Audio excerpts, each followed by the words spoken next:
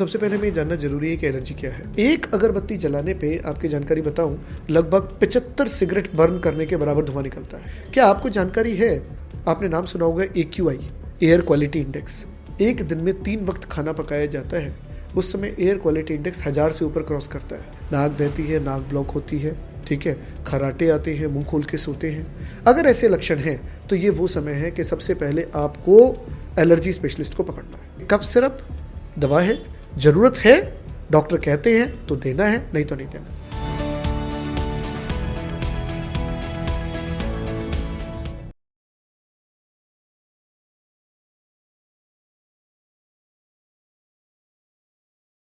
एक बीमारी जिसे सबसे आम बीमारी समझा जाता है, साधारण खांसी जुकाम का उसे नाम दिया जाता है। लेकिन अक्सर जब आप डॉक्टर्स के पास जाते हैं तो वो आपको बताते हैं कि ये साधारण खांसी जुकाम नहीं, दरअसल किसी तरह की एलर्जी का नतीजा है, उसका मैनिफेस्टेशन है। सुनने में लगता है सिर्फ खांसी जुकाम है, लेकिन एलर्जीज़ हैं। साथ ही साथ ये भी माना जाता है कि एलर्जीज़ को पकड़ना सबसे मुश्किल होता है और इस तरह उनका इलाज मुश्किल होता है। क्या ये वाकई मुश्किल होता है? बच्चों को इस सीज़न में एलर्जीज से कैसे बचाया जा सकता है? हमारे साथ डॉक्टर नीरज गुप्ता हैं, जो कि गंगाराम हॉस्पिटल से जुड़े हुए हैं, एलर्जीज़ के केसेस को ख़ास तौर पर देखते हैं। डॉक्टर गुप्ता, अभी हम देखते हैं सर्दी आई नहीं और साथ साथ खांसी जुकाम इस तरह के मरीज़ बहुत ज़्यादा आते हैं। तो कब ये वाकई किसी ठंड का नतीजा है और कब ये किसी तरह की एलर्जी हो सकती है? ये बहुत महत्वपूर्ण प्रश्न है आपका जो आपने पूछा। तो सबसे पहले हमें जानना ज़रूरी है कि एलर्जी क्या है। एलर्जी जो है वो एक तरीके का रिएक्शन है जो हमारा शरीर किसी भी बाहरी कण को रिएक्ट करता है।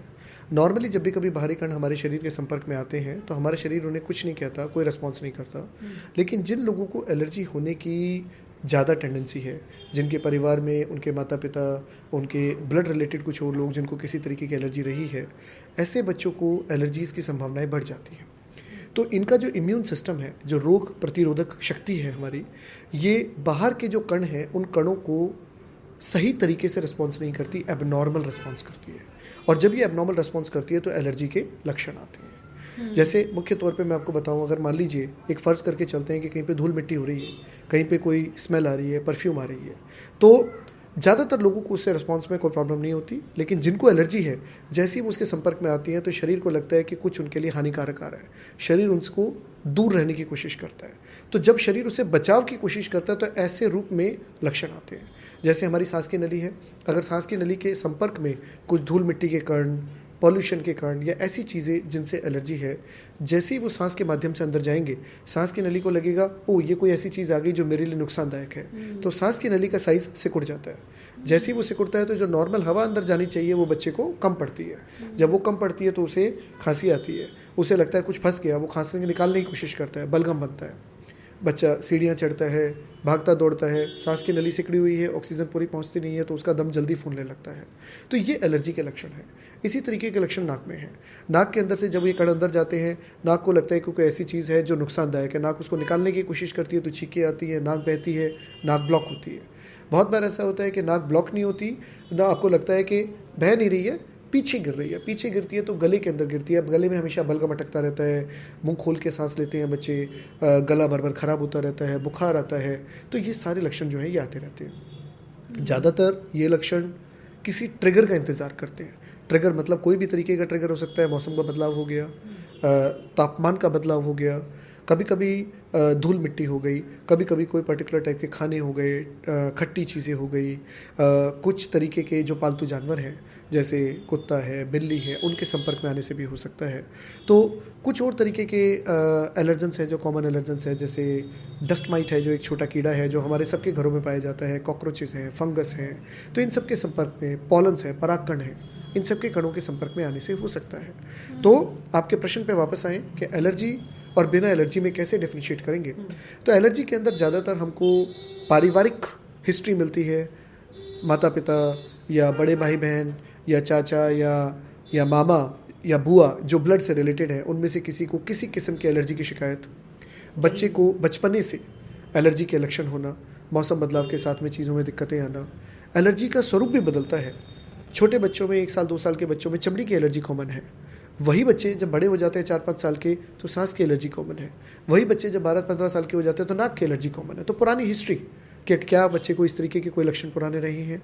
ये सारी चीज़ें हमें बताती हैं कि शायद हम एलर्जी के साथ जूझ रहे हैं। लेकिन अगर पुरानी कोई हिस्ट्री नहीं है, परिवार में हिस्ट्री नहीं है, कोई सीजनल वेरिएशन नहीं है, कोई अगर ये लक्षण जो है खांसी जुकाम के लक्षण या जुकाम के लक्षण बुखार के साथ आ रहे हैं, तो ऐसी स्थिति में शायद ये एलर्जी नहीं है, शायद ये अभी कोई इन्फेक्शन हुआ है, कोई वायरल हुआ है, कोई कॉमन कोल्ड हुआ है। जिसे लोग अक्सर कहते हैं कि मौसम बदल रहा है जी। तो वायरल हो गया होगा। जी जी। तो ये आप वो कह रहे हैं कि ओकेजनल अगर केस है अगर ओकेजनल है तो। लेकिन बहुत बार ऐसा होता है कि अगर किसी को पहले से एलर्जी की हिस्ट्री है और अभी वायरल हुआ तो वो एलर्जी के लक्षणों को बढ़ा देता है, वो ट्रिगर कर देता है। जी। आपने जैसे कहा कि परफ्यूम या डिओड्रेंट ये बड़ों पर भी लागू होता है? सब पे है जी। तो ऐसे लोगों को क्या परफ्यूम्स और डिओड्रेंट से दूर रहना पड़ता है, क्या करना चाहिए? जी, ये हमें समझना है कि इसको हम बोलते हैं इनडोर पोल्यूशन। इनडोर पोल्यूशन का मतलब है कि घर की चार दीवारी के अंदर जिस तरीके का पोल्यूशन है, जिसके कई मुख्य कारण हैं। जो काफ़ी इंपॉर्टेंट कारण है वो है किसी तरीके का स्मोक। स्मोक का मतलब होता है जैसे जो लोग बीड़ी, सिगरेट, हुक्का, ये सब चीज़ें का स्मोक करते हैं। कई बार कुछ लोग कहते हैं कि जी हम या हमारे बुजुर्ग जो हैं वो घर से बाहर जाके स्मोक करते हैं, घर के अंदर नहीं करते। लेकिन वो भी बहुत हानिकारक है, क्योंकि जो घर से बाहर जाके स्मोक करते हैं तो उसके जो पार्टिकल्स हैं वो पार्टिकल्स आपके कपड़ों पे लगते हैं और फिर आप उन पार्टिकल्स को वापस अपने घर के हवा में ले आते हैं।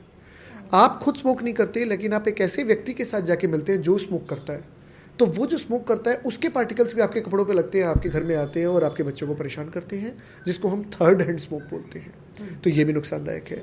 फिर एक दूसरा जो सबसे इम्पॉर्टेंट रीज़न है स्मोकिंग का, जो हमें मालूम भी नहीं, वो है धूप बत्ती और अगरबत्ती।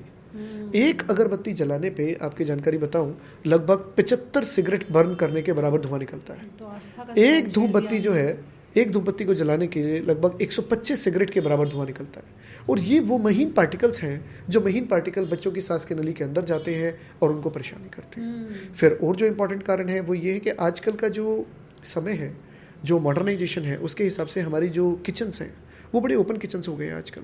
पुराने समय के अंदर होता था कि जहाँ पे किचन एक अलग तरीके से होता था, अलग रूम में होता था, आजकल वो हमारे लिविंग एरियाज़ के साथ हो गए। जब वो लिविंग एरियाज़ के साथ हो गए हैं तो ऐसी स्थिति में ये जो ओपन किचन है, इनके अंदर जो खाना बनाया जाता है, पराठेज बनते हैं, बाकी चीज़ें बनती है, घी की जो बनती है, वो सारा पोल्यूशन, सारा धुआं जो है उसी जगह पर आ रहा है जहाँ पे बच्चे खेल रहे हैं। क्या आपको जानकारी है, आपने नाम सुना होगा AQI, एयर क्वालिटी इंडेक्स।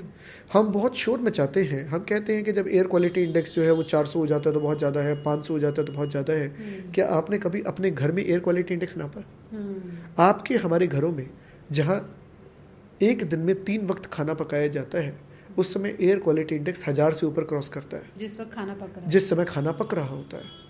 लेकिन हमने कभी नापते नहीं, तो हम उस खतरे को भापते ही नहीं कि वो इंडोर पोल्यूशन हमें, हमारी सेहत को, हमारे बच्चों की सेहत को किस तरीके से परेशान कर रहा है।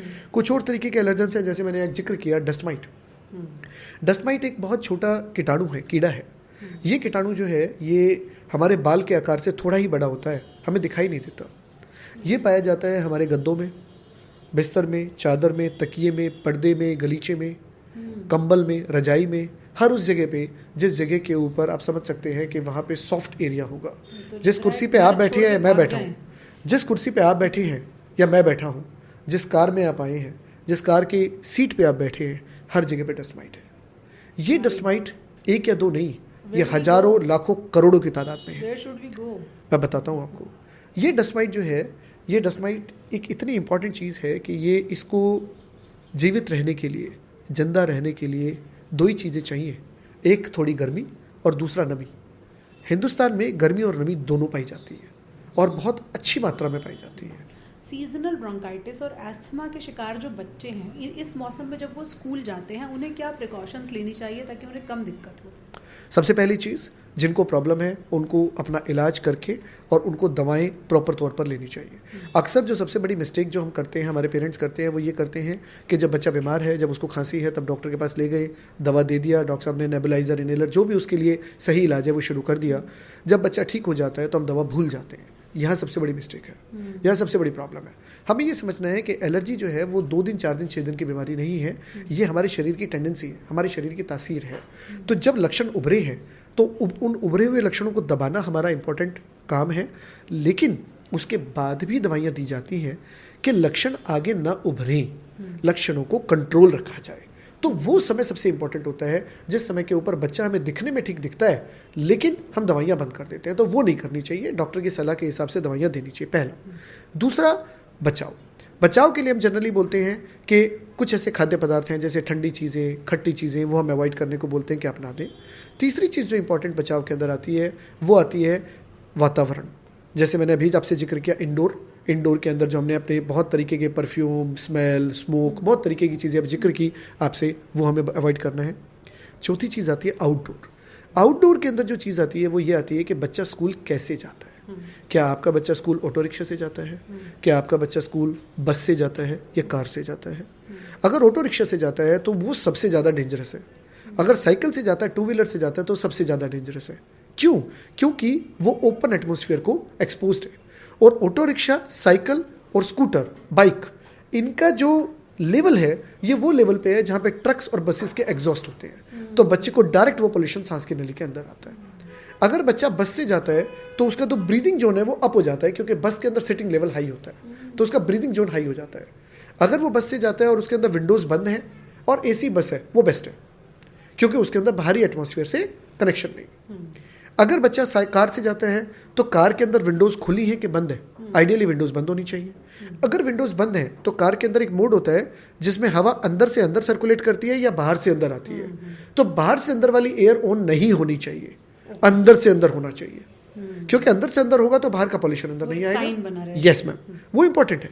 एक चीज़ और इंपॉर्टेंट है कि कार की सर्विस कब की गई, और सिर्फ सर्विस नहीं, कार के AC के फिल्टर को कब चेंज किया गया, जो हर 6 से 8 महीने में चेंज होना चाहिए, क्योंकि जितना पुराना फिल्टर होगा उस पर डस्ट माइट और फंगस उतनी बैठी होगी। तो जैसे ही आप AC ऑन करेंगे वैसे ही सबसे पहले हवा से डस्ट माइट और फंगस निकलेगी और आप कहेंगे जी AC ऑन करते के साथ ही बच्चे को खांसी आती है, छींके आती है। AC से खराब स्मेल सबसे पहले जी मैम, जी, क्योंकि उसका कारण ये है कि उसके अंदर जो डस्ट माइट और फंगस है वहाँ बैठी हुई है, और वो क्योंकि हमारा फिल्टर चेंज नहीं हुआ है। सेम चीज़ हमारे घर के एयर कंडीशनर के लिए है, सेम चीज़ हमारे वैक्यूम क्लीनर्स के लिए है, एयर प्योरीफायर्स के लिए है। तो ये बहुत ज़रूरी है कि हमारे पीरियोडिक क्लीनिंग फिल्टर्स की जब तक होगी नहीं तो वो ऑप्टिमल एफिकेसी से काम नहीं करेंगे। जिन बच्चों को सर्दियों में खांसी होती है उनके घर में हम देखते हैं कफ सिरप की बहुत वैरायटी होती है, चाहे वो सप्रेसेंट्स हों या दूसरी तरह की। क्या कफ सिरप्स इस तरह से लिए जा सकते हैं? ज़रूरत पड़ने पर ओकेजनली ले लेना चाहिए? क्या नियम होना चाहिए? देखो मैम, सबसे पहले मैं ये कहना चाहूँगा कि कोई भी कफ सिरप जो है दवा है, कोई भी कफ सिरप जो है वो दवा है।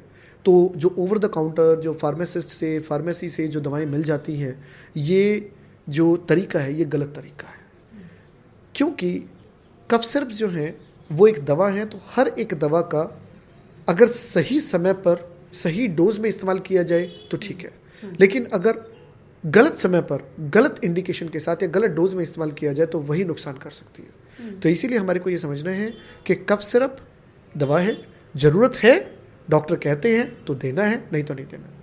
ज़्यादातर कफ सिरप आजकल कॉम्बिनेशन मेडिसिन हैं।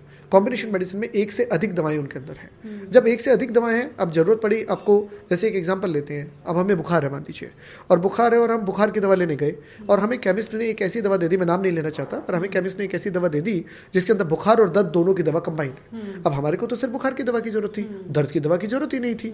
अब दर्द की दवा हमने खामखा खा ली। अब जब वो खामखा चीज़ हमने खा ली जिसकी हमें ज़रूरत नहीं थी तो कहीं ना कहीं नुकसान ही करेगी। इसी तरीके से कफ सिरप है। कफ सिरप के अंदर भी जैसे आपने बताया कफ सप्रेसेंट, म्यूकोलिटिक, तो कई तरीके की चीज़ें मिक्स करके आजकल कफ सिरप बनाए जाते हैं, लेकिन हमारे शरीर को शायद उन 3 चीज़ों की ज़रूरत ही नहीं। अगर एलर्जी का खांसी है तो उसके लिए कफ सिरप काम ही नहीं करेगा। कई प्रकार होते हैं, एक्सपेक्टोरेंट है, जी सप्रेसेंट जी है। जी, तो अगर एलर्जी का खांसी है तो कफ सिरप काम ही नहीं करेगा। ऐसी स्थिति में आपको इनहेलर या नेबुलाइजर लेना पड़ेगा। तो हर खांसी नहीं है। खांसी नाक की वजह से भी आ सकती है, गले के अंदर तकलीफ है तो भी आ सकती है, आपका खाना जो है वो खाने की नली से सांस की नली में अगर छलकता है तब भी आ सकती है, अगर आपको एसिडिटी ज़्यादा है तब भी खांसी आ सकती है, सांस की दिक्कत है तब भी खांसी आ सकती है, फेफड़ों की समस्या है तब भी खांसी आ सकती है। तो हर खांसी का इलाज अलग है, सब खांसी का मतलब कफ सिरप नहीं है। जिन लोगों को सर्दियों में ओकेजनली खांसी होती है, क्या वो कभी कभार कफ सिरप ले सकते हैं या उन्हें भी डॉक्टर के पास जाना ही चाहिए? मेरी राय यही रहेगी कि सबसे पहले कारण जानना जरूरी है। कि क्यों है, और उस क्यों का उत्तर अगर है तो उस क्यों को एड्रेस करना चाहिए, ब्लाइंडली कोई चीज़ नहीं करनी चाहिए। टॉफीज भी आती हैं। हाँ, टॉफीज जो है वो लॉजेंजेस है। हाँ। टॉफीज जो है वो लॉजेंजेस है। लॉजेंजेस का मेन पर्पस ये होता है कि वो जब आप लेते हैं और उसको गले में चूसते हैं तो वो एक सूदिंग एजेंट देते हैं। यानी अगर आपके गले में इरिटेशन है, अगर आपके गले में सूजन है, तो वो आपको सिर्फ सूदिंग एजेंट देंगे। लेकिन वो सूजन क्यों है? क्या नाक की वजह से है? नाक से बलगम पीछे गिर रहा था? तो अगर नाक की वजह से वो सूजन है और आप सिर्फ लॉजेंजेस ले रहे हैं लेकिन नाक को कंट्रोल नहीं कर रहे, नाक को ठीक नहीं कर रहे, तो नहीं बात बनेगी। अगर आपको एसिडिटी है और एसिड रिफ्लक्स होता है और उसकी वजह से वो सूजन है और आपने एसिडिटी को कंट्रोल नहीं किया, सिर्फ आप लॉजेंजेस ले रहे हैं, तो बात नहीं बनेगी। तो फिर हम वहीं पे पहुंच जाते हैं कि जो हम ये कफ सिरप लेते हैं ये शायद एक बहुत शॉर्टकट टेम्परेरी ट्रीटमेंट है, लेकिन ये कफ सिरप लेने के देने भी पड़ा सकते हैं। काफ़ी कफ सिरप जो होते हैं उनके अंदर सुलाने की दवाइयाँ भी होती हैं, नींद का नशा भी होता है, सेडेशन भी होता है। कभी कभी हमने ऐसा भी देखा है कि कुछ बच्चों के अंदर अगर इनएप्रोप्रिएटली कफ सिरप का इस्तेमाल किया जाए, जो कि या तो डोज गलत हो गई या उस बच्चे को ज़रूरत नहीं थी, तो इन बच्चों को इससे रेस्पिरेटरी डिप्रेशन, सांस कम हो जाता है और कभी कभी आईसीयू में भर्ती करके वेंटिलेटर की भी ज़रूरत पड़ सकती है। तो मैं आपको ये कहना चाहता हूँ, हर एक चीज़ अच्छी है, कफ सिरप भी अच्छे हैं, नेबुलाइजर भी अच्छा है, इनहेलर भी अच्छा है, सब अच्छा है, लेकिन जिसकी जब जहाँ ज़रूरत है, जितनी मात्रा में ज़रूरत है, जितने समय के लिए ज़रूरत है, तभी के लिए अच्छा है। अगर हमें वो काबिलियत नहीं है कि हम उस ज़रूरत को समझ सके, तो हमें ब्लाइंडली नहीं करना चाहिए। सर्दियाँ लोगों की कम से कम मुश्किलों के साथ बीते हैं, उसके लिए आप उन्हें कुछ टिप्स देना चाहेंगे कि सर्दियों में कौन सी कॉमन गलतियाँ जो ना करें तो थोड़ी राहत रहेगी? सबसे पहली चीज़, स्पेशली बच्चों के लिए अगर हम बात करें तो बच्चों के लिए इंपॉर्टेंट चीज़ है कि उनको जो चेंजिंग वेदर है उससे बचाना बहुत ज़रूरी होता है, जैसे हमने भी बात किया। इसी तरीके से क्लोथिंग बहुत इंपॉर्टेंट है, कपड़े जो फुल बाजू कपड़े, स्वेटर्स, ये सारी चीज़ें बहुत जो कि पहन के रखना है। आगे जब ज़्यादा सर्दियाँ आएंगी तो उसके अंदर टोपी है, जुराब, मोजे, ये सारी चीज़ें पहन के रखना है। इसी तरीके से जो ठंडे पेय हैं, ठंडे पदार्थ हैं, कोल्ड ड्रिंक्स हैं या ये चीज़ें, ये नहीं लेनी चाहिए। आइसक्रीम्स हैं, कोल्ड ड्रिंक्स हैं, ये नहीं लेनी चाहिए। तो कुछ जो इमरजेंसी मेडिसिन हैं वो आपके पास होनी चाहिए, जैसे मान लीजिए बुखार की दवा है, या आपके लिए मान लीजिए उल्टी की दवा है, एसिडिटी की दवा है, वो आपके पास होनी चाहिए। कुछ एक दो इमरजेंसी नंबर्स आपके पास होने चाहिए, जो डॉक्टर्स के नंबर हैं जिनसे आप बात कर सकते हैं, जिनको आप दिखा सकते हैं। जब भी किसी कारण की वजह से डॉक्टर के पास जाते हैं तो उनसे आप एक आध दवा जो इमरजेंसी के लिए संबंधित है उतना आप पूछ सकते हैं, लेकिन उसके बाद में फिर आपको लक्षणों को जल्दी पकड़ के इलाज करना चाहिए। बिल्कुल, यानी कि अगर आपको खांसी भी है और बुखार भी है, वो एक लक्षण है किसी ना किसी परेशानी का जो आपके शरीर में हुई है, वो अपने आप में बीमारी नहीं है। और अगर बीमारी है तो उसके पीछे का कारण क्या है वो आपको कोई डॉक्टर ही बताएंगे। जैसे डॉक्टर साहब ने बहुत क्लियर किया कि कफ सिरप का एक बहुत बड़ा स्पेक्ट्रम है, वो हर किसी के लिए एक दवा के तौर पर काम नहीं करेगा जब तक आपको ये नहीं पता है कि आपको खांसी हो किस वजह से रही है। तो समय रहते डॉक्टर्स के पास जाएं और सर्दी में अपने आप को ठंड से बचाने के लिए, जैसे डॉक्टर साहब ने कहा, ढक कर रखें खुद को, गर्म कपड़ों का इस्तेमाल करें, सुरक्षित रहें। डॉक्टर साहब बहुत बहुत शुक्रिया, आपने बहुत सारी लोगों की गलतफहमियां आज दूर की होंगी। जो और सवाल होंगे उन्हें लेकर हम आपको फिर परेशान करेंगे। जी। हमसे जुड़ने के लिए बहुत बहुत धन्यवाद। जी।